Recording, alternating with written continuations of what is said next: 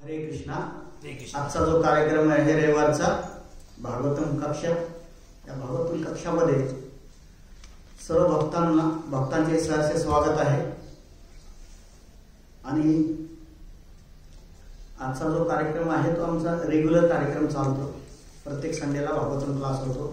Timing आहे 8 ते 9 चा। हरे कृष्णा। तो आजचा जो विषय आहे तो अक्रूराचे वृंदावन आगमन, या विषयावर मी थोडी माहिती सांगणार आहे। तर याची पार्श्वभूमी जी आहे ती आपण जाणून घेऊ। तर याची पार्श्वभूमी अशी आहे की पहले हम श्लोक लेते।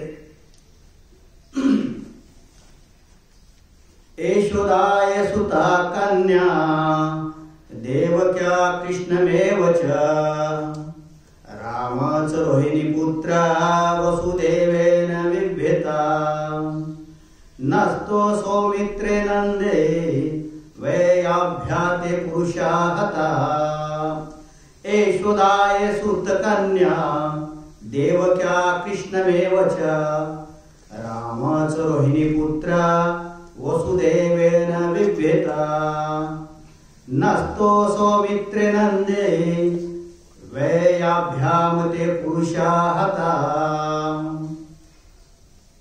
तर शब्दार्थ यशोदाय सुताम, यशोदेची कन्या,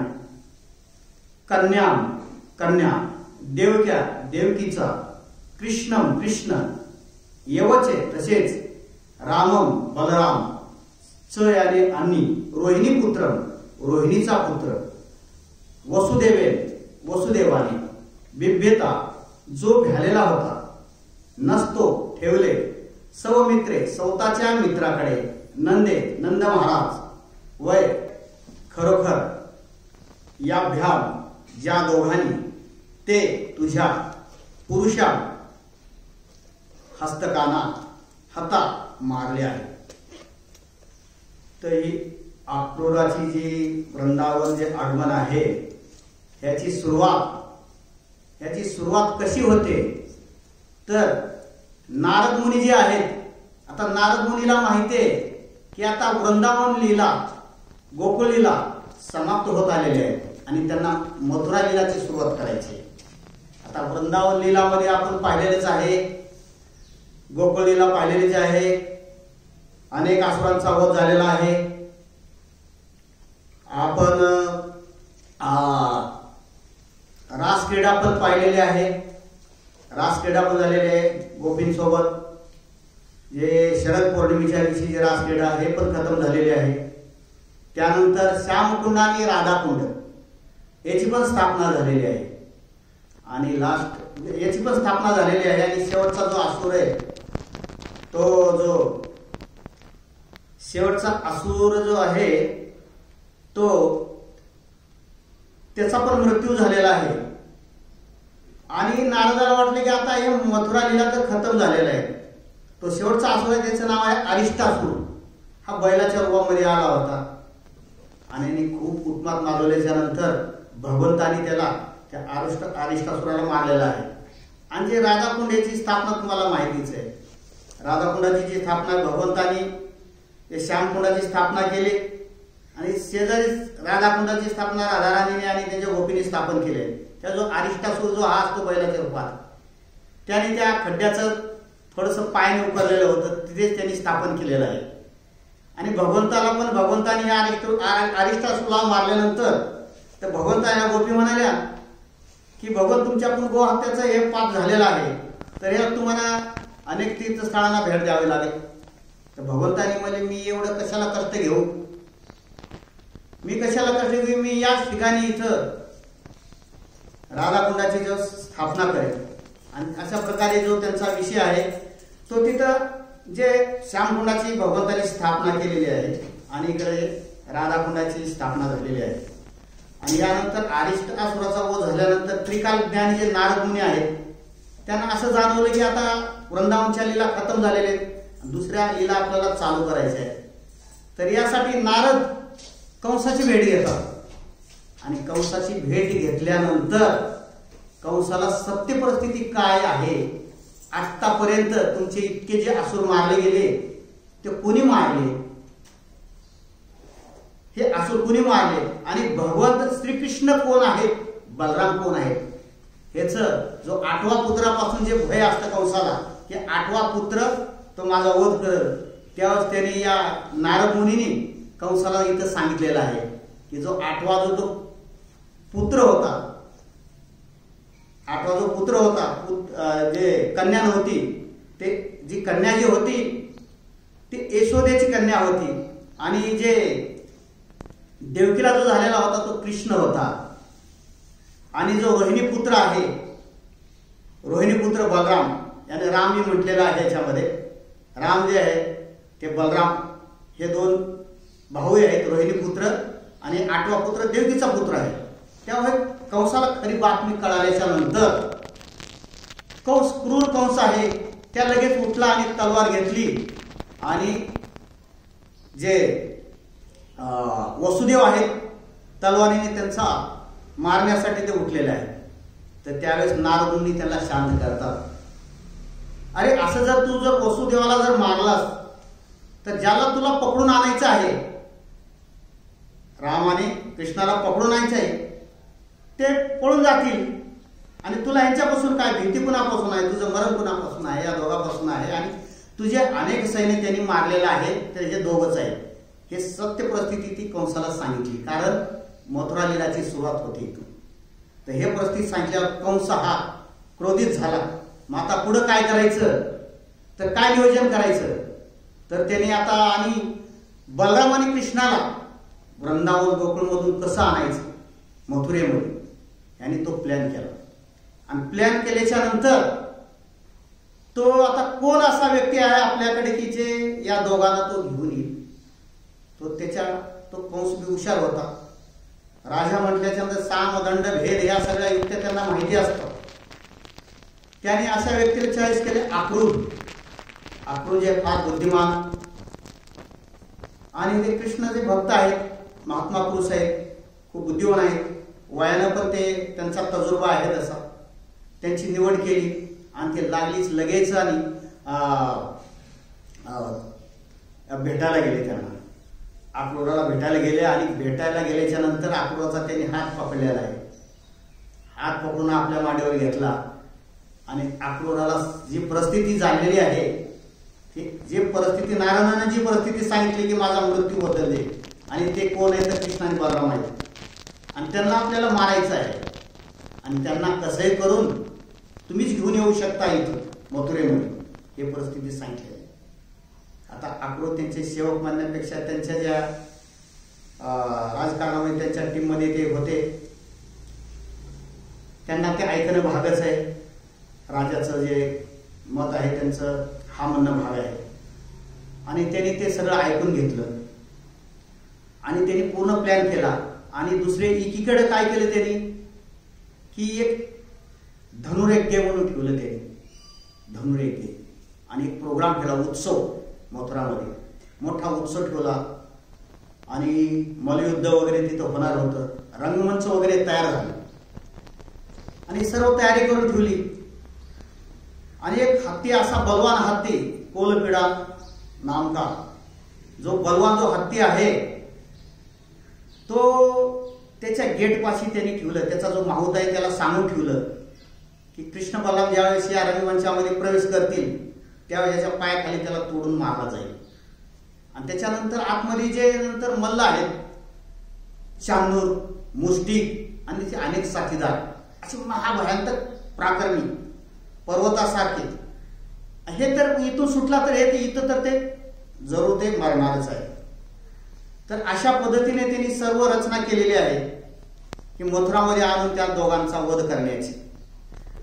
आणि मग इथं नारद मुनी पोस्टमॅन सारखे काम करतात, भगवंताचे त्रिकालज्ञानी ज्ञानी आहेत, ते भक्तीचा प्रचार करतात, आणि सर्व ग्रहलोकावर त्यांना कुठे फिरण्यासाठी ते मुक्त आहे, अशी भगवंताची कृपा आहे त्यांच्यावर. आणि त्यानंतर नारद मुनी एवढ्यावर थांबत नाही, तर नारद मुनी इकडे तयारी चालू आहे याची, आणि नारद मुनी लगेच तुरंत भेटायला पुन्हा जातात, भगवान श्रीकृष्णाला एकांतमध्ये भेटतात. आणि तिथं पण भगवंताची भरपूर स्तुती करतात. आतापर्यंत तुम्ही एवढे असुर मारले, हे केले, आणि त्याची स्तुती केल्याच्या नंतर भगवंत अंतर्यामी आहे, त्यांना माहिती आहे नारदाचं जे प्रयोजन काय आहे ते. तर नारदाने भगवंताची स्तुती केल्याच्या नंतर ते तिथून ते निघून जातात. तोपर्यंत हा जो कंस आहे, तर कंस काय करतो की एवढी तयारी केल्याच्या नंतर ज्येष्ठ तो जो एक असुर असतो, दैत्य, केशी दैत्य, व्योमासूर, या दोघांना पाठवायची त्यांनी तयारी करतो. चला बघू, तेवढे असुर मेलेत, पण आता हे दोघे एवढे बलशाली आहेत, यांच्या हातानं कार्यक्रम झाला तर पुढचं काय टेन्शन नाहीये. तो केशी जो दैत्य असतो तो अश्वाचं रूप घेत असतो, घोड्याचं रूप घेत असतो, आणि महाभयंकर हा असुर महाभयंकर असतो. ह्याचा जे आवाज, ह्याची जी किंकाळी आहे ना, स्वर्ग लोकांमधले देवलोक सुद्धा ते पळून जातात, आणि त्यांची विमान वगैरे, त्यांची जी शेपटी असते याची, हा महाभयानक आहे. विमानाचा मार्गक्रम तो चुकला जातो, ढग वगैरे विखुरले जातात. असा महाभयानक असुर वृंदावनमध्ये पाठवला, आणि त्याने वृंदावनमध्ये जेव्हा आतंक चालू केला, तो त्याचा कर्कश आवाज, पायाच्या खुराचं करणं, अशा आवाजामुळे सगळी जनता भयभीत झाली, आणि सगळ्यांचे आश्रयदाते असणारे भगवान श्रीकृष्ण त्यांच्याजवळ आले की अशाची घटना. तर हे भगवान श्रीकृष्ण समोर गेले आणि चॅलेंज स्वीकारलं त्याने.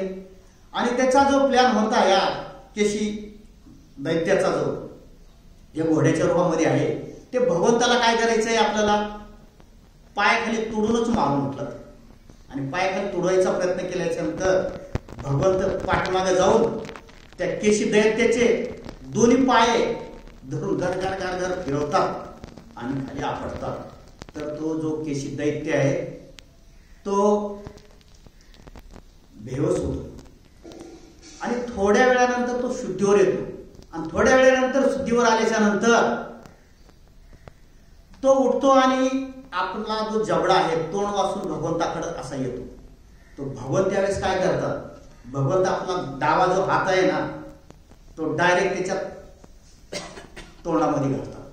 तो भगवंताचा असा कोमल हात, पण इथं त्याला कसा वाटलेला आहे, तो एखाद्या लोखंडासारखा आणि गरम, आणि तो हात, तो आतमध्ये तो लांब, भगवंताचे हात आहे, जेवढे पाहिजे तेवढे लांब जाणार आहे ते. जसे वामनदेवाने पूर्ण त्रिलोकाचं पार केलं, उपेंद्र म्हणतो आपण त्यांना, आणि हे पूर्ण ब्रह्मांड छेदून त्यांचे एक पाय तो वैकुंठ नावापर्यंत या हे ब्रह्मांड छेदून बाहेर आणता तो गेलेला आहे. तो भगवंताचे हात कुठे पोहोचू शकतात ते. तो भगवंताने हात त्याच्या तोंडात टाकलेला आहे, डावा हात आपला, आणि तो लोखंडासारखा त्याला गरम भासतोय. त्याचा श्वास वगैरे बंद झाला, श्वास बंद झाला, आणि नंतर भगवंताने तो हात बाहेर काढला आणि तो मृत्यूमुखी पडला. तो असा केशी दैत्य मेला. त्याच्यानंतर जो व्योमासूर पाठवलेला होता, व्योमासूर, तो बी पर्वतासमान. त्यांनी काय लीला केली की इथं हे गोप आणि भगवंत यांचा खेळ चालू होता, लपाछपीचा खेळ. जो लपाछपीचा खेळ याने ते कोणी मेंढ्या होतात, कोणी चोर होतात. तर असा लपाछपीचा मेंढ्या पळवणारे असे लपाछपीचा खेळ चाललेला आहे. तर त्याच्यामध्ये गोपाचं रूप घेऊन हा व्योमासूर आलेला आहे. आणि व्योमासूर येऊन तो या गोपांना पकडून तो काय करायचा, हा जो हे झालेला आहे, चोर झालेला आहे मेंढ्याचा, काही गोप जी झालेले आहेत, मेंढ्या झालेले आहेत ना, त्यांना पकडून तो एका पर्वताच्या गुहेमध्ये बंद करायचा. अशा प्रकारे त्यांनी सर्व गोप बंद केलेले आहेत पर्वताच्या गुहेमध्ये, आणि बाकी 2-3च राहिलेले आहेत. तेव्हा भगवान श्रीकृष्णाच्या लक्षात आलं, तर भगवान श्रीकृष्णाने एखाद्या लांडग्यावरती झेप घ्यावी, शहाणी, त्याप्रमाणे त्याच्यावरती झेप घेऊन त्याला तिथं पण त्याचा वध केलेला आहे. तर आपला जास्त वेळ याच्यामध्ये नको जायला. तर हे दोन जो असुर खतम झालेले, नारद मुनीला वृंदावनीला चालू करायचे. तर तिकडून आता दुसरा जो पर्याय आहे, आणि नारद मुनी नुकतेच येऊन गेले, आणि व्योमासुराचा वध झालेला आहे. एक दुपारचे ते 12-1 वाजायच्या दरम्यान असा वध झालेला आहे. आणि आकृत्या दिवशी येणार आहे, कारण अक्रूराला ज्या दिवशी भेटले त्या दिवशी फाल्गुन कृष्ण एकादशी होती. ज्या दिवशी अक्रूराला कंस जे भेटले आणि हे जे सविस्तर वृत्तांत सांगितलं त्या दिवशी एकादशीचं व्रत होतं. अक्रूराने काय केलं? अक्रूर फार हुशार होते. त्या दिवशी त्यांनी मथुरामध्येच मुक्काम केलेला होता. आणि अक्रूर मग हा दुसरा जो पर्याय आहे आता या कृष्णा आणि बलरामांना याच्यामध्ये आणायचं. तर अक्रूर हा निघालेले आपल्या प्रवासाला आणि ते सकाळी सकाळी लवकर पहाटेच्या वेळेस त्याने आपला रथ काढलेला आहे. आणि रथ जो आहे तो कसा आहे? नवीन रथ आहे. कारण कंस हा हुशार होता. अक्रूरला ज्यावेळेस म्हटले तू रथामध्ये घेऊन यायचं राम आणि कृष्णाला, त्यावेळेस कंसाला माहिती आहे हा तो दुसरा रथ कोणता घेणार नाही. कारण भगवंत येते असा पापी लोकांचा रथामध्ये ते बसणार नाही. ते अगोदरच उंगली निरीक्षण करतो कंस. हा नवीन रथ दाखवतो बोट करून या रथामध्ये घेऊन यायचं आणि ते त्या नवीन रथामध्ये रथ निघालेले आहे. आणि जे अक्रूर आहेत ते पादाक्रांत म्हणजे चालू झालेला आहे रथ वृंदावनाकडे. आणि जसं रथ वृंदावनाकडे जातोय तशी भगवंताशी त्यांचं जे प्रेम आहे आणि भक्तीमध्ये वाढ होत चाललेली, कारण त्यांचं चिंतन चालू झालं भगवंताविषयी. तर याच्यामध्ये आपल्याला सांगायचे जो भगवंताच्या तो वृंदावनमध्ये चाललाय भगवंताला भेटण्यासाठी. जसं आपण पण यात्रेला जातो तर आपल्याला यात्रेला जाते वेळेस आपलं चिंतन काय पाहिजे? तो आपल्या ज्या धामात जातो आपलं चिंतन हे असतं का तिथं गेल्यावर माझी सोय होईल का नाही? आणि ट्रेनमध्ये अनेक संपैशाला तोंड देता देता ते भगवंत विसरून जातो असं. कारण माझ्याशी घडलेली तशी आहे घटना. कारण जेव्हा असं झालं होतं मला की मी वृंदावनला निघालेलोय पण हृदयामध्ये काही भगवंताविषयी अशी आतुरताच राहिलेली नाही. मी म्हणलं असं का होतंय? तर मी एकदम खरं ती परिस्थिती सांगतोय. आणि मला सीट मिळाली होती खूप मागची, कारण शेवटी मी अचानक निघालो होतो, राहिलेली सीट मिळाली होती मला. तर मी भगवंताचं खूप आणि गुरु महाराजाला खूप रिक्वेस्ट केली की माझ्या हृदयामध्ये मी निघालोय ज्या कामासाठी वृंदावन पाहण्यासाठी. भगवंताविषयी या वृंदावन आणि धामाविषयी माझ्या हृदयामध्ये प्रेम जागृत होत नाही. तो गुरु महाराजाला मी खूप प्रणती मंत्र म्हटला आणि जपा चालू केल्या. थोडंसं मला खूप बरं वाटलं. आणि त्यानंतर तिथे गेल्याच्या नंतर तर खूप आनंद मिळालेला आहे. तसेच धामाला जाते वेळेस जसं हे अक्रूर आहे, अक्रूराचं पूर्णतः चिंतन कृष्णमय झालेलं आहे. आणि तो असा विचार करतो, तो म्हणतो कंस जरी दुष्ट असला, दुष्ट आहे पण त्याने माझ्यावर खूप कृपा केलेली आहे. मला वृंदावनाला पाठवलंय. किती वेळा तरी त्यांनी कंसाचा इथे उल्लेख केलेला आहे. कंसाची जे दुष्ट आहे पण त्याची माझ्या अमित कृपा खूप कृपा आहे आणि मला या भगवंताला पाहण्यासाठी भेटण्यासाठी भगवंताचे चरण कमलाचं दर्शन करण्यासाठी मला पाठवलेलं आहे. तर अशा चेतनावे अक्रूर चाललेले आहेत. भगवंताचे सार्थ चेतना करतात. भगवंताचे या भावामध्ये अक्रूर निघालेले आहेत. आणि पुढं तो अक्रूर असाही विचार करतात की मी असं कोणतं पुण्य केलेलं आहे, कोणतं दान केलेलं आहे, सत्पात्री दान केलेलं आहे की मला भगवंताचं साक्षात दर्शन आज मला भेटणार आहे. असं काय केलेलं आहे? तर एक वेळेस आपण असा विचार करतात तर मी जर पात्र जरी नसलो भगवंताला हे करण्यासाठी, ही माझ्याबरोबर जी ऐतुकी कृपा झालेली आहे. पण काय सांगावं, प्रत्येक जण या मृत्यूच्या ह्याच्यामध्ये नदीमध्ये उडी घेतो आणि ते सर्वच पोहोचतील किनाऱ्यावर, हे बी शाश्वती नाही. म्हणजे त्याला जी शाश्वती मी भेटायला चालू होत होती तिथं त्यांनी थोडस खंडन केलेलं आहे. काय होऊ शकतं हे सांगता येत नाही, कारण सांगता येत नाही. पण पूर्ण विश्वास असतो तरी पण हे आपले नम्रता गुण त्यांनी तिथं दाखवून दिलेलं आहे. नम्रता गुण दाखवून दिलेला आहे आणि ते पुढे निघालेले आहेत. त्याच्यानंतर तो असं पुढे निघाल्याच्या नंतर एक हरणी येते आणि त्याच्या रथाला एक राऊंड मारत असते. तर त्यावेळेस अक्रूराला असं वाटतं की आता काहीतरी शकून घडतंय म्हणजे माझी भेट भगवंताशी होणारी आहे. भगवंताचे ते सुंदर गाल, स्मित हास्य, कमळासारखे नेत्र, घुंगरले बाल, ते मला बघण्याचा आनंद माझ्या नेत्राला तो मिळणार हे निश्चित झाल्यासारखं वाटतं. तरी त्यांना जे हे शकून जे मिळालेलं आहे ते संख्येत मिळालेलं आहे, त्यामुळे त्यांचा आणखी तो दृढ विश्वास होतो. तर यानंतर तो आक्रोजी असे चिंतन करतात की मी गेल्याच्या नंतर ज्यावेळेस मी जाईल वृंदावन भूमीमध्ये, माझं पदार्पण होईल, तिथं प्रवेश होईल, त्यावेळेस मी भगवंताचे, बलरामाचे जे तिथल्या व्रजभूमीवर जे पाऊल पुन्हा उमटलेले आहेत त्यांचं मी पहिलं दर्शन घेईन. कारण भगवंताचे चरण जे आहेत ज्या रजवरती पडतात त्याचं एवढं महात्म्य आहे, एवढं महात्म्य म्हणजे ब्रह्मदेव, शिवजी, लक्ष्मीदेवी, अनेक देवदेवता, वैष्णव त्या रज एवढं मध्ये आपल्या मस्तकी धारण करतात आणि आपले सर्व द्वेषातून मुक्त होतात. तर असा तो रज तो मला प्राप्त होणार आहे. आणि मी जाईन आणि तिथं मी आलिंगन देऊन पूर्ण दंडोत प्रणाम लोटांगण घालेन आणि लोटपोट होईन असं. तर ह्यांची जी ते हे आहे, कारण आक्रूर नेहमी त्यांच्या जे ह्याच्यामुळे प्रसिद्ध आहेत आणि भगवंताला प्राप्त त्यांनी केलेले आहे.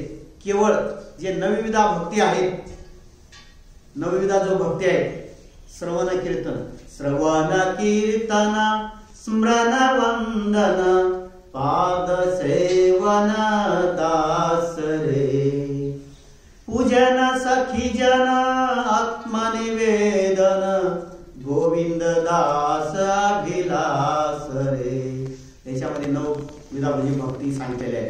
त्याच्यामध्ये जे वंदनम आहे, तरी एकच हे वंदन जे नेहमी ते दंडवत प्रणाम, साष्टांग नमस्कार यांच्यावर त्याची भर असते. तर हे वंदन असे नवविधा भक्तीपैकी जर आपण एखाद्या याचं जर फॉलो आपण जर केलं तर भगवत प्राप्ती होते. अरे त्यांचा जो विचार आहे, जे जे दुर्लभ आहे, ब्रह्मदेव, शिवजी आणि वैष्णवाला ह्या त्यांची चरणरज आणि त्यांचे भगवंताच्या चरणावर तुम्हाला माहिती आहे की त्यांचे जे चिन्हांकित असतात, गदा, पद्म, ध्वज, शंख, चक्र अशा त्यांच्या पावलावरती अशा सांकेतिक खुणा असतात. आणि ज्यावेळेस भगवंत गोकुळमध्ये ज्यावेळेस जे आहेत, जे आपले गोपालन करतात आणि ते घेऊन जात असतात वनामध्ये गायी चारण्यासाठी, घेऊन जातात आणि परत येते वेळेस भगवंत काय करतात की समोर आहे बासरी वाजवतात आणि त्यांचे गोप जे आहेत ते पाठीमागे त्यांनी जे लीला केले त्याचं श्रवण करत असतात. आणि त्या टायमामध्ये ब्रह्मदेव, शिवजी, अनेक देवदेवता त्यांचे जी चरण रज आहे ना त्यांचे दर्शन करण्यासाठी तिथं येतात. तर ते अशा चरणाचं दर्शन मला होणार आहे. आणि कुणामुळे होत आहे तर हे असा जो कंस आहे, कंसाची कृपा आहे म्हणतो माझ्यावर. तर त्यानंतर असे विचार करतात आक्रोजी की जे योगी आहे आत्मसाक्षात्कारासाठी ज्या पुरुषोत्तम भगवंताचं बुद्धीच्या द्वारे हृदयामध्ये जे ध्यान करतात योगीजन, तो मला आता साक्षात दृष्टीने माझ्या डोळ्याने पाहणार आहे. तर माझं किती भाग्य. तर अशा प्रकारे सततम कीर्तयंतो मा, भगवंतांची काय भक्ताकडनं काय अपेक्षा करतात. भगवंत म्हणतात सततम कीर्तयंतो मा, जो श्लोक आहे की माझे जे भक्त सतत माझं नाम स्मरण करतात, मला नमस्कार करतात, माझे पूजन करतात, हे महात्मेजन आणि मला प्राप्त करतात. तो भगवंताला नेहमी आपले गुणगान करलेलं ते भक्ताकडनं ते आवडतं. आणि त्याच प्रकारे यांचं जे चिंतन चालू आहे. तर आक्रूर जे आहेत तो याच्यानंतर अक्रूराने विचार केलेला आहे की पुढं भगवंताचं मला दर्शन होईल तेव्हा मी काय करत, रथावरून उतरा आणि पटकन त्याला दंडवत प्रणाम करत. आणि दंडवत प्रणाम केल्याच्या नंतर भगवंत माझा तो त्यांचा कोमल जो हात आहे, कमल नाही, जो त्यांचा जो हात आहे, जे मुलायम हात आहे, तो माझ्या मस्तकावर ठेवते. आणि भगवंताचा हात माझ्या मस्तकावर आहे तेव्हा माझ्यातले पूर्ण दुर्गुण आणि माझं सगळं पाप नाहीसं होणार आहे. आणि ज्यावेळेस मी दंडवत प्रणाम करून उठन त्यावेळेस दोन्ही हात जोडून मी भगवंतासमोर प्रणाम करत, दोन्ही हात जोडून मी यावेळेस प्रणाम करत, त्यावेळेस भगवंत माझे ते हात पकडतील आणि मला आलिंगन देतील. आणि ज्यावेळेस भगवंत मला आलिंगन देतील त्यावेळेस माझ्या हृदयातला सगळा सकाम कर्म आणि सगळी शुद्धता होईल.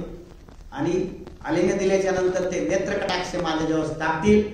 ते भगवंताच्या नेत्र कटाक्षाने तर माझं आंतर हृदय जे फार शुद्धीकरण होईल. आणि याच्यानंतर मी हात जोडून उभं राहिलेला असताना बलराम येतील. ते बलराम येतील आणि माझे ते हात पकडतील आणि हात पकडून आलिंगन करतील आणि मला ते आपल्या घरी ते घेऊन जातील, माझं यथाचित ते स्वागत करतील. तर अशा प्रकारे ते विचार करतात. जे बघा भगवंत जे आहेत, भगवंताचे हात बघा, भगवंताच्या जे कृपा आहे त्याच्या भगवंताची कृपा ज्या मस्तकावर हात आहे त्याचे सगळ्या समस्याचं निवारण होणार आहे आणि त्याचे भयमुक्त पण होणार आहे, भयमुक्त होणार. आणि भगवंताचे जे हात आहेत त्या हाताला दान देऊन पुरंदर सारखे भक्त, बळी महाराजांसारखे, जे दान बळी महाराजांनी दान केले त्यांच्या हाताला दान देऊन त्यांनी स्वर्गाची प्राप्ती केलेली आहे, इंद्राची प्राप्ती केलेली आहे. तर असे ते हात, असे हात आहेत ते, त्या हाताने माझ्या कृपा होणार आहे. आणि ते हात तर कसे गोपी जे आहेत, गोपी भगवंताने रासलीलेमध्ये गोपी आहेत ना, गोपीच्या चेहऱ्यावरून त्यांचे अश्रू पुसलेले त्या हाताने आणि त्यांचं कष्ट दूर केलेलं आहे. गोपींचे कष्ट दूर केलेलं आहे. आणि ते हात कसे फार सुगंधित हात आहेत भगवंताचे. आता जे तिथं सांगितले भगवंताचे गोपीच्या चेहऱ्यावर जे हात फिरवलेत भगवंतानी, ते सुगंधित कसे आहे, तर तो सुगंध असा आहे, एक कमळासारखा सुगंध आहे, जे कमळासारखा सुगंध आहे त्याचा. जे गोपी असे जे श्रृंगार करतात, कमळाचे फूल हे ते, यामुळे भगवंताचे हात जे आहेत ते सुगंध झालेले आहेत. आणि ते हात आणि माझ्या मस्तकावर भगवंत ठेवणारे आहे. आणि असं जे योग्याने दुर्लभ आहे, समोर भगवंताला साक्षात दर्शन देणं, ते माझं दर्शन मला होणार आहे. तर यामध्ये भगवंत कसे, भगवंताने रासलीला केली, भगवंत आपण म्हणतो त्रिगुणातीत आहेत, भगवंतामध्ये अहंकार या अशा गोष्टी बरोबर. आणि कुछ आत्मतृप्त आहेत भगवान, त्यांना कोणा दुसऱ्यापासून आनंद घ्यायची जरूरत नाही. तर असं वाटेल तुम्हाला की भगवंताला दुसऱ्यापासून आनंद घ्यायचा नाही, तर अशी हे लीला काय करू शकतात. जर काही अपेक्षा असेल तर आपण करतो ना. आज गृहस्थिक जीवन आपण जगतोय, तो आपलं काहीतरी लोभ आहे, त्याच्या मागे इंद्रिय भोग आहे, असे काहीतरी लोभ असल्यामुळे आपण ते जे आपलं जीवन जगत असतो. पण भगवंत या त्रिगुणाच्या जे पलीकडे आहे. तर हे श्रीधर स्वामी सांगतात त्याचं उत्तर की भगवंताला मग असं जर कशाची अपेक्षा नाही, स्वतः पूर्णतः आत्मतृप्त आहे पूर्ण रूपाने, त्याला कसे तृप्त होण्यासाठी या सुखासाठी दुसऱ्याची काही अपेक्षा नाही. त्यासाठी श्रीधर स्वामी आहेत त्याचं स्पष्टीकरण देतात. श्रीधर स्वामी असे म्हणतात की भगवती आहेत ते शुद्ध आध्यात्मिक स्तर आहे भगवंताचा. त्यांना स्वतःच्या ऐहिक सुखासाठी कसलीही अपेक्षा नाही. स्वतःच्या ऐहिक सुखासाठी कसली अपेक्षा नाही. पण जे आपले भक्त आहेत, जे बी प्रेमी भक्त आहेत, खास करून त्यांच्यासाठी त्यांना आनंद प्रदान करण्यासाठी हे लीला करतात. स्वतःसाठी आहे का? त्यांना ऐहिक सुखाची काही अपेक्षा नाहीये. ऐहिक सुखाची बिलकुल अपेक्षा नाही. अशा प्रकारे एक एक अक्रूराच्या मनात विचार येतात आणि आपण किती भाग्यवान आहोत हे त्यांना जाणवतं. तर यानंतर भगवंत जे आहेत अक्रूर सर्वाच्या हृदयामध्ये स्थित आहेत. भगवंत हे सर्वाच्या आणि अक्रूजींना थोडी एक भीती म्हणजे त्याने वाटतच नव्हती भीती. तर एक शंका येते की मी कंस जो आहे तो भगवंताचा जो शत्रू आहे, बरोबर, आणि मी शत्रूचा दूत आहे. शत्रूचा दूत असल्यामुळे भगवंत मला स्वीकारतील नाही, अशी थोडी शंका वाटते का? पण तो अक्रूर याची अजिबात शंका वाटत नाही. कारण त्यांना भगवंताविषयी माहिती आहे. त्यांना माहिती आहे भगवंताविषयी की भगवंत सगळ्याच्या हृदयामध्ये स्थित आहेत आणि कोण काय आहे ते बरोबर जाणतात. वर करणी जरी कंसाचे जरी सेवक दिसत असतील तरी अंतर्हृदय ते जाणणारे आहेत. कारण भगवंत हे आपला जो भगवद्गीतामध्ये 13 अध्यायामध्ये क्षत्र आणि क्षत्रज्ञ याविषयी थोडीशी माहिती सांगितली. भगवंत कसे अंतर्यामी अंतर्ज्ञानी जे म्हणतो हे क्षत्र आणि क्षत्रज्ञ. ते भगवत जो शरीर आहे, शरीर याला क्षत्र मानलेलं आहे आणि या शरीराचं क्षत्र आहे आणि तो जीवात्मा आहे तो क्षत्रज्ञ. म्हणजे त्या शरीराविषयी त्याला जाणकारी आहे. त्या जीवात्म्याला आपल्या शरीराविषयी माहिती आहे. म्हणजे काय कुठं काटा टोचला काय दुखतंय तर तो जीव काय करतो त्याला लगेच माहिती पडतं. लगेच दुसऱ्याला आदेश देतो की मला एक टोचतंय किंवा माझ्या हाताने काढ. अशा जे संकेत देतो की त्या म्हणजे त्या क्षेत्राचं त्याला ज्ञान असतं. पण भगवंत कसे त्यांना एक क्षत्रज्ञ कसे भगवंत ते अनेक जीवाचे तो फक्त त्या शरीरापुरते मर्यादित नाही. तो प्रत्येक जीवाचे ते जाणतात. क्षत्रज्ञ आहेत ते. प्रत्येक जीवाच्या हृदयात कुणाकडे काय चाललंय ते सांगू शकतो. आपण फक्त आपल्या शरीरापुरतं ते पण पूर्णतः आपण जाणू शकत नाही. क्षत्र आणि क्षत्र याने जो आपलं जे क्षत्र एरिया समजतो आपण, आणि त्यात बसलेला जो जीवात्मा आहे आणि जीवात्म्याच्या सोबत कोण आहे? परमात्मा. जीवात्म्यासोबत परमात्मा आहे. कधी कधी जीवाला काय वाटतं की हे सगळं काय करतो ते मीच करतो, पण असं नाही. तो परमात्मा आहे. परमात्मा आहे, साक्षी परमात्मा आहे. तो त्याच्या निर्देशानुसार हे सगळं चाललेलं आहे. जो एका श्लोकमध्ये भगवान सांगतात, ईश्वर सर्वभूतानां हृदयेषु अर्जुन तिष्ठति ब्रह्मन् सर्वभूतानि यंत्ररूढानि मायया. तर सर्वाच्या हृदयामध्ये माझं वास्तव्य आहे आणि मी सर्वाच्या हृदयामध्ये त्याच्या कर्मानुसार त्यांना अलग अलग शरीर दिलेलं आहे. हे मायावी शरीर जे भौतिक वस्तूपासून जे भौतिक ह्याच्यापासून जे बनलेलं शरीर आहे नष्ट होणार आणि त्यांच्या इच्छेनुसार आणि त्याच्या कर्मानुसार जे मी शरीर दिलेलं आहे आणि त्यांना ते मी भ्रमण करतोय म्हणजे फिरवतोय. अलग अलग योनीमध्ये अलग अलग योनी ज्याची जशी इच्छा आहे त्याप्रमाणे शरीर दिलेलं आहे. त्यामुळे पूर्ण योनीमध्ये कधी स्वर्गात, कधी नरकात, पाताळात अनेक ठिकाणी ते फिरत राहतात त्याच्या कर्मानुसार आणि वापिस त्याचं पतन होतं. जोपर्यंत भगवंताची शरणागती होत नाही तोपर्यंत ह्याच्यातून आपण सुटू शकतो. असं एक चक्र चालू जातो. एखादी झोका असतो ना, झोका आपण घेतो तो हवेत पूर्ण उंचावर जातो आणि परत ते उंचावर तो खाली येतो. मग आपली प्रगती पण होते ऊर्ध्वलोकी. आपण सतलोकापर्यंत जाऊ शकतोय, तप लोकापर्यंत जाऊ शकतोय, पण कधी कधी खाली जे पाताळापर्यंत पण आपलं खालच्या लोकांपर्यंत पतन होऊ शकतो. तर अशा चक्रामध्ये आहे आणि याच्या त्याच्या इच्छानुसार तो भगवंत आपल्याला फिरवत असतात.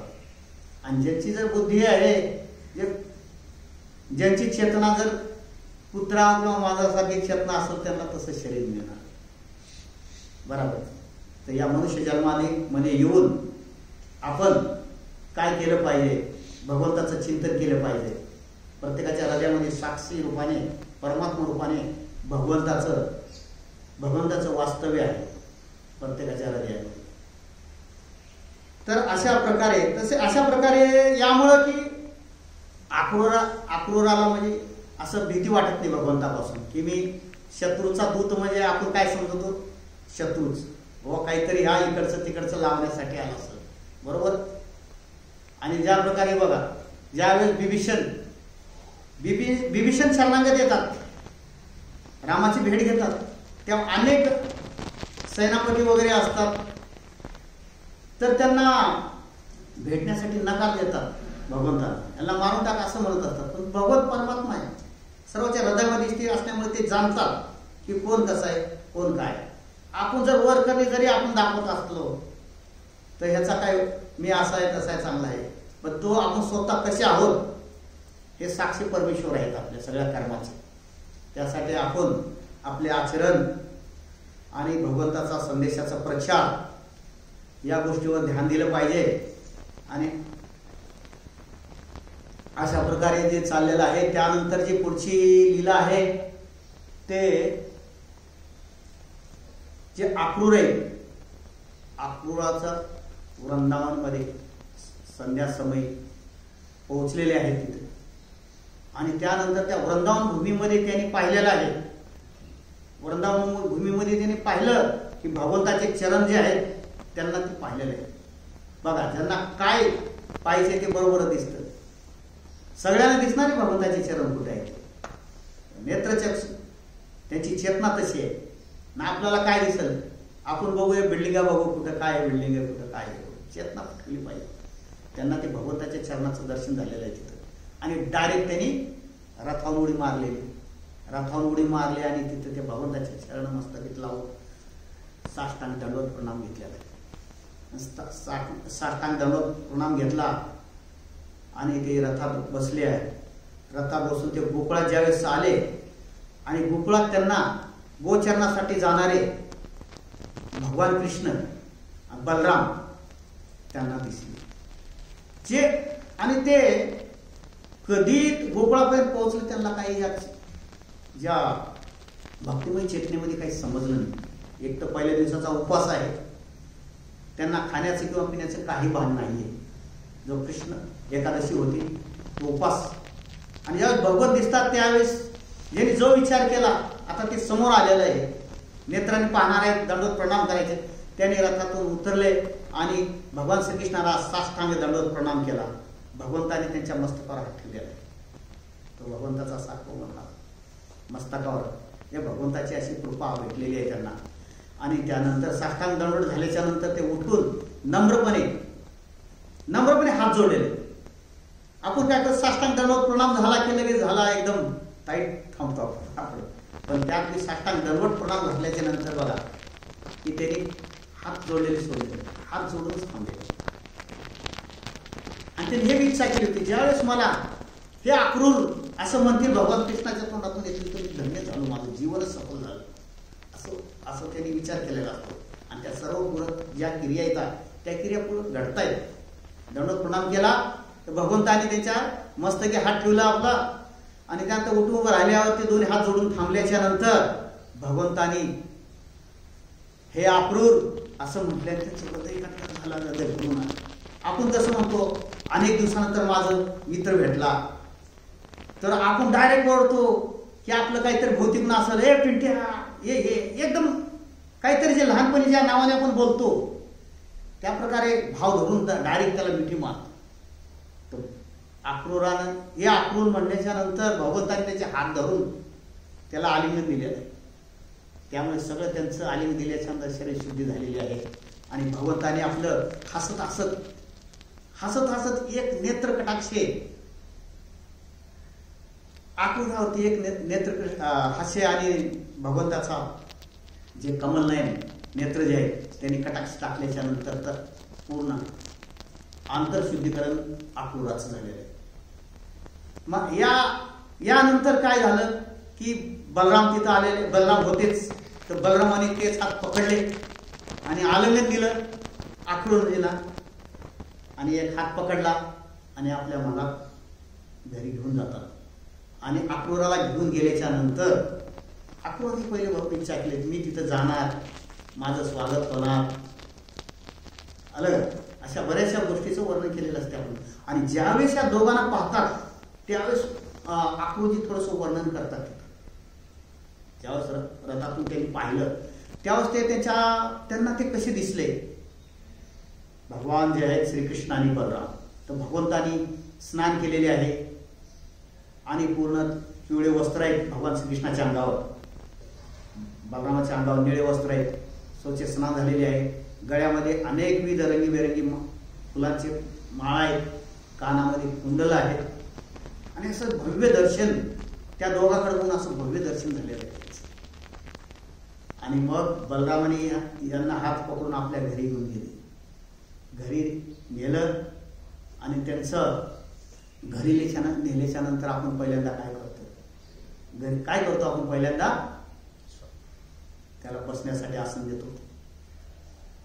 तर अक्रूरला बसण्यासाठी आसन दिल्याच्या नंतर अक्रूरला बसण्यासाठी आसन दिलं. मग त्याचे जे चरणाची सेवा केलेली आहे, बलरामाने चरण सेवा केलेली आहे, काही औषधी अर्पण केलेले आहेत, काही थकून आलेले आहेत.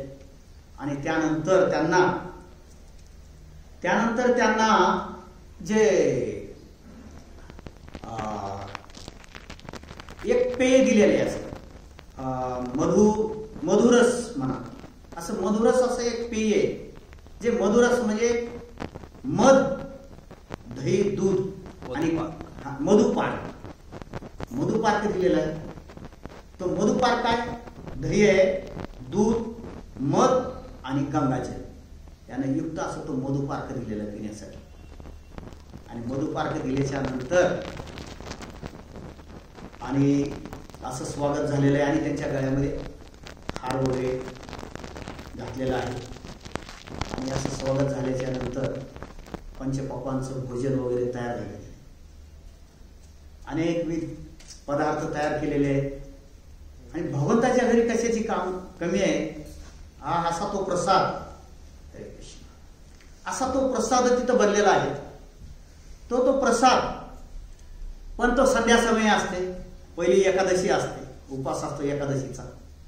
मग आता पूर्ण दुसऱ्या दिवशी जर उपास केला आपण, जर वेळेत आपण पारणा टाइम जर सोडलेला आहे तर दुसऱ्या दिवशी आपला पूर्ण उपास करून त्याच्या दुसऱ्या दिवशी सोडावं लागतं. मग ते संध्या समय आहे. पण तो अक्रूराने काय केलेलं इथं, तो नियम पाळला नाही. कारण असं अन्न कधी भेटणार आहे, भगवंताच्या घरी अन्नप्रसादाचा समोकार भेटणार आहे का? ज्यावेळेस तुम्हाला माहिती आहे नारद मुनीची कथा माहिती आहे, नारद मुनी ज्यावेळेस भगवंताचा जो प्रसाद खाऊन, विष्णूचा जो प्रसाद खाऊन निघालेले असतात आणि खूप खुशीमध्ये असतात.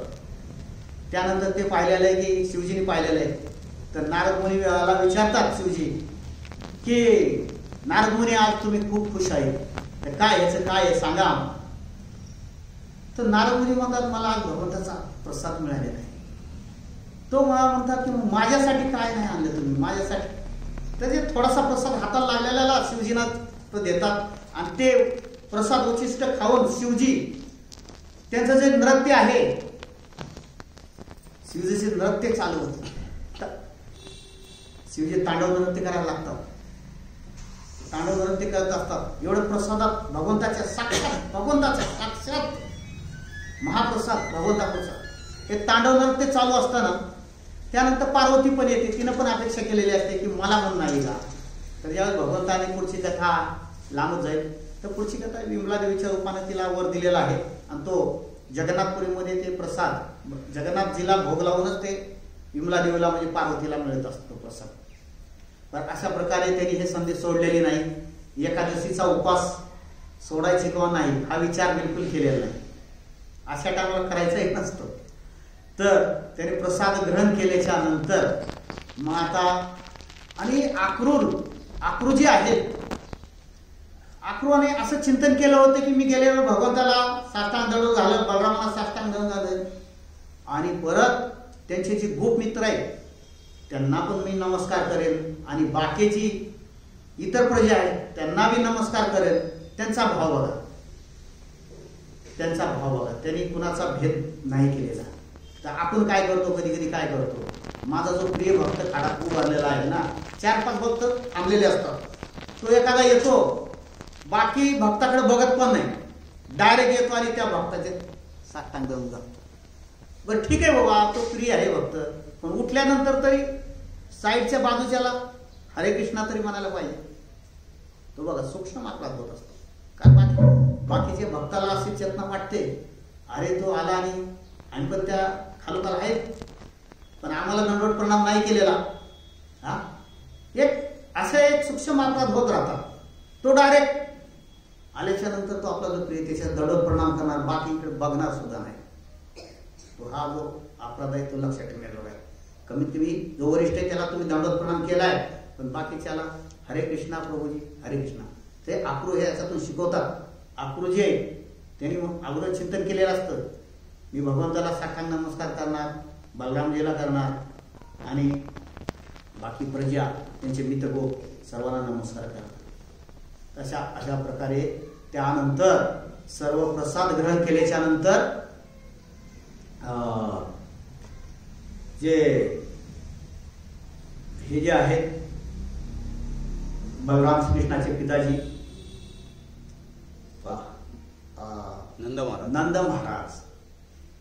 नंद महाराज येऊन बसतात त्यांच्या शेजारी.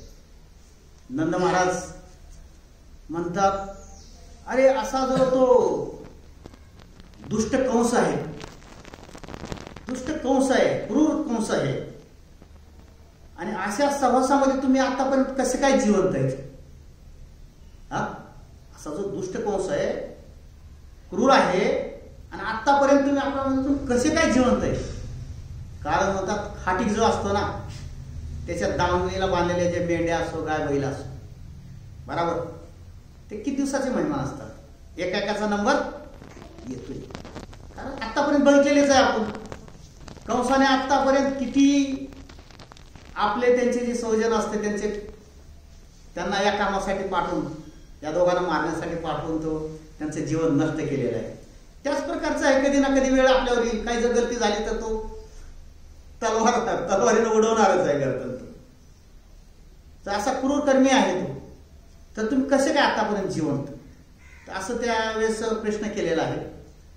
आणि त्याच्यानंतर आपल्या सौजनाविषयी, यदुवंशाविषयी विचारपूस करतात की कसे काय आहेत आमचे यदुवंशी आहेत तिथं. आणि दुसरे वासुदेव आणि देवकी यांच्याबद्दल विचारणा करतात. तर सर्व वृत्तांत आहे ना ते सविस्तर कंस त्यांना सांगत असते. आणि दुसरं म्हणजे मेन जो आहे ते मग विचारते कंसाने कशाबद्दल आपल्याला पाठवलेला इकडे. तो मेन जो पॉइंट हा आहे. तर तो पण न घाबरता, कंस जे आहे ना, न घाबरता तो कंसाला न घाबरता आक्रूजी त्याला सांगतात की पुढं काय आहे, की असा प्लॅनिंग आहे. आणि मग ते कृष्णाला समजतो काय प्लॅनिंग असतो. तो मथुरेत उत्सवाला बोलून घ्यायचं आणि त्यांना मारायचं नियोजन पूर्ण तयारीमध्ये आहे तिथं. तर न घाबरता त्यांनी सांगितलेलं आहे. तर हा प्लॅनिंग सांगितल्याच्या नंतर थोडा नंदबाबाशी थोडा विचारपूस करतात की आता जी पुढचं आपण जायलाच पाहिजे. असं भगवान श्रीकृष्ण बलराम यांच्यात थोडेसे हे होते आणि जाण्याच्या तयारीमध्ये निघतातच. आणि ह्याच्यामध्ये जो एक पॉइंट आहे की कंस ही भक्तीची त्याची प्रगती कशी झाली आणि चेतना कशी. तर कंस जे आहे ना, ज्यावेळेस तो निघाला होता वृंदावनच्या रस्त्याने, त्यावेळेस त्याने हे भय, अहंकार ह्या गोष्टीला नाही का पूर्ण चिलाने लिहिली, कारण त्याला त्याची बी फॅमिली होती. आज मी इकडे काहीतरी सांगितलं माझ्या फॅमिलीला धोका येतो, कंस ठेवल का नाही, पण त्यांनी भीती ठेवलेली नाही. भगवंताच्या कार्यासाठी त्यांनी तो आपला शोक म्हणतो ना, अहंकार, भय आणि शोक या तिन्ही गोष्टीला त्यांनी नित्य वेळेस त्यागलेलं होतं. म्हणून भगवंताने त्याला कृपा दिली आणि पूर्ण जे भक्तिमय त्याची चेतना त्याची. तर आपल्या भक्तीमध्ये पण आपण या गोष्टी ना त्यागल्या पाहिजे. अहंकार, शोक, भय. कशाचं भय? आपल्या भगवंताला शरण गेल्याच्या नंतर कशाचं आम्हाला भय आहे? आता अहंकार काय आहे? तर भगवंताच्या अहंकारच्या वरून सांगितलं की ते अक्रूरला कशाचा अहंकार होता? अक्रूर एक चांगले प्रतिष्ठित होते, बरोबर आहे का नाही? आणि त्यांना आता रथ घेऊन इकडे असं कामासाठी यायचं होतं. ते हे काही विचार ठेवलेले, जे काम आहे ते भगवंताचे भेटायला निघालेले तर निघाले ते. आणि दुसरा जे शोक आहे ते पती पत्नीला माझ्या काही कंस मारल नंतर मी इकडे सांगितलं का असा, हा मी शोकच्या विमुक्त होते ते. आणि भय बी त्यांच्या अजिबात नव्हतं. ते भगवंताला शरण झाल्यानंतर भयाचं काय? त्यांना माहिती आहे आत्तापर्यंत पूर्ण जे भगवान श्रीकृष्णाविषयी त्यांनी ऐकलेलं आहे आणि ते भगवंत जाणतात या पृथ्वीचा भार कमी करण्यासाठी या ते भगवंताचं त्यांचं इथं आगमन झालेलं या पृथ्वीवर, बरोबर? भगवंताचं आगमन कशासाठी झालं? पृथ्वीचा पापी लोकांपासून भार कमी करण्यासाठी ते आगमन झालेलं नाही. त्यामुळे भयाचं कारणच नाही. तर अशा प्रकारे हे जे आलेलं आहे, पण आपण पाहतो की भगवंत जे आहेत या अवतार धारण करतात. कशासाठी करतात ते आपल्याला आपण श्लोक माहितीच आहे. धर्माची स्थापना करण्याचे, साधूचा उद्धार करण्याचे, साधूचे यदा यदा हि धर्मसे ग्लानिर्भवति भारत अवित्थानाय धर्मसे तदात्मानां संजाम्यहम् परित्राणाय साधूनां विनाशाचे दुष्टकर्तना, दुष्टाचा नाश करण्यासाठी, साधूचं रक्षण करण्यासाठी आणि धर्माचे जे वरात झालेलं आहे ते धर्म स्थापन करण्यासाठी, अशासाठी भगवंताचं नियोजन असतं. आणि ज्यावेळेस भगवंत या पृथ्वी तलावर अवतरित होता आणि हे पृथ्वीवरच समस्या नाहीये, हे समस्या हर घरावरती आहे. असे आता हे जे असुर होते एवढे पुरा सळोपळ स्वर्गात सुद्धा सळोपळ करायचे, हे आपल्या पृथ्वीवरच नाही. तर ज्यावेळेस भगवंत अवतार घेतात तर हे इथलं ते आल्यामुळे काय होतं, सगळं वातावरण मंगलमय होतं, सगळं वातावरण मंगलमय होतं, पवित्र होतं आणि सर्व जे आहे ना पापातून मुक्त होतं त्यांचा प्रभाव. आणि या भगवंताची कथा हे तीन जे भगवंत येतात, भगवंत गुण रूप जे लीला, ह्याला जे श्रवण करतो, ज्या वाणीनं आपण जे शब्द आहे त्या शब्दामुळं इथलं जे जगत जे आहे चैतन्यमय होतं, सुंदर होतं. तर त्या वाणी जी आहे त्या वाणीचं महत्व एवढं सांगितलेलं आहे. त्यामुळे जो श्रवण करेल आणि जो त्याची कथा सांगेल दोघालाही ते पावन आहे. आपलं जो आयुष्य आहे आणि ऐहिक जीवन या आध्यात्मिक जीवन हे दोन्ही सुख प्राप्ती होईल. तर अशा प्रकारे ज्यावेळेस हे सर्व झाल्याच्या नंतर मग दुसरा जो भाग पुढचा आहे हे वृंदावन आगमन झालेलं आहे अक्रूराचं. आता परत वापस जायचा जो टाइम आहे तो आता आपला टाइम थोडा आहे. यानंतर कधी कथा असेल तर आपण सांगू. तर याची थोडी सुरुवात करू. याच्यानंतर जे नंद महाराज आहेत पूर्ण प्रजेला दौडी पिटतात, सांगतात की आपल्याला असं आता उद्या कुठे जायचे, मथुरेला जायचे आहे.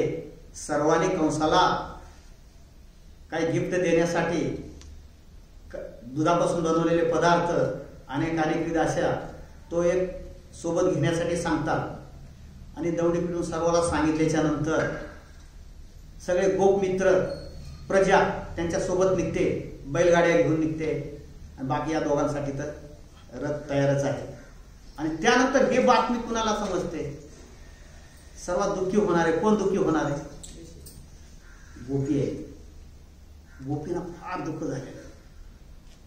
तर गोपीचं दुःख, त्यांची चेतना हरपलेली आहे, त्यांची चेतना एकदम निस्तेज होतात. ही बातमी आहे. निस्तेज होतात आणि ते असा अक्रूरला बोलायला लागतात. अक्रूर याचा अर्थ असा आहे की क्रूर याने क्रूर, अक्रूर याने तो दयाळू, क्रूरपणा त्यांच्यात नाहीये. तो त्याला कोसायला लागतात की अक्रूजीला म्हणतात ह्याच्या नावामध्ये क्रूरता आहे आणि हा आमच्याशी क्रूरपणा करतो आणि आमचे जे आराध्य आहेत त्यांना तो घेऊन जातो. आणि जे बुजुर्ग आहेत त्यांना सुद्धा बोलतात की हे बुजुर्ग आहेत ते सुद्धा ते पण आडवत नाहीत किंवा आम्हाला मदत करत नाहीत. तर असे आमच्या जे आराध्य आहेत त्यांना ते घेऊन जाण्यासाठी हे अक्रूर आलेला आहे. अशा प्रकारे सर्व तयारी होते आणि सकाळी प्रातःकाली ते तिथून त्याच्या पुढची कथा आहे ते नंतर परतीची जे आगमन आहे मथुरा गमन ते कथा आपण नंतरच्या कधीतर भागामध्ये आपण घेऊ. धन्यवाद. सर्वांनी शांत चित्तानं जे ऐकले त्याबद्दल मी सर्वांचा अत्यंत आभारी आहे. सर्व वैष्णवाला मी दंडवत प्रणाम करतो. क्वेश्चन्स. हरे कृष्णा. आणि कुणाचं या जो कथा ऐकली त्याबद्दल काही थोडे प्रश्न असतील तर विचारू शकतात. हरि बोल. हरे कृष्णा कृष्णा कृष्णा हरे हरे, हरे राम राम राम हरे हरे. श्री श्री राधा कृष्णचंद्र भगवान की जय.